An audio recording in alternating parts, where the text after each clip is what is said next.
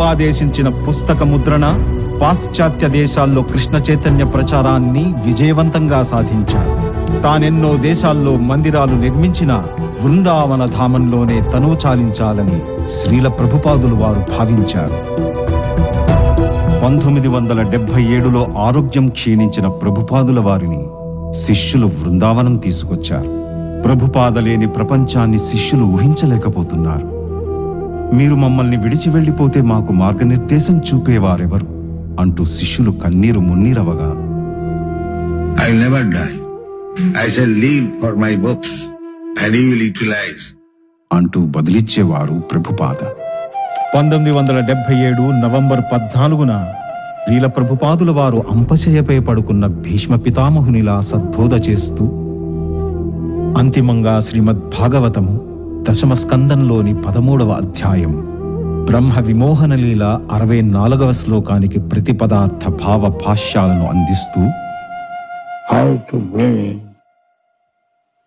people into Prabhu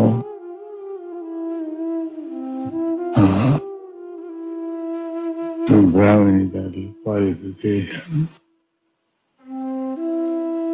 very neat and clean, tried all in the morning,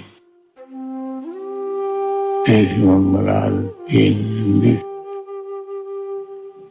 to stay in Prabhu.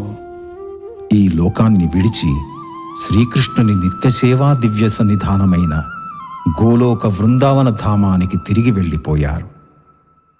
Srila ప్రభుపాదుల సందేశాన్ని నేటి తరానికి, రాబో తరాలకు చేరేలా ఎన్నో ఆధ్యాత్మిక కార్యక్రమాలను చేపడుతూ, మందిరాలను నిర్మిస్తూ ప్రపంచవ్యాప్తంగా వారి శిష్యులు ఉద్యమాన్ని ముందుకు నడిపిస్తున్నారు.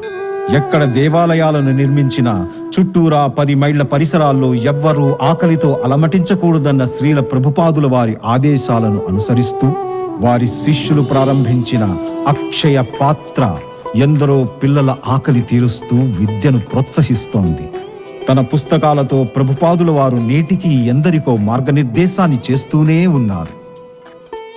తన గురువు ఆదేశమే వారికి శాసనం, ప్రామాణిక శాస్త్ర సంవిధానమే వారికి విధానం, కృష్ణ చైతన్యమే వారి సాధనం, హరే కృష్ణ మంత్రమే వారి నినాదం.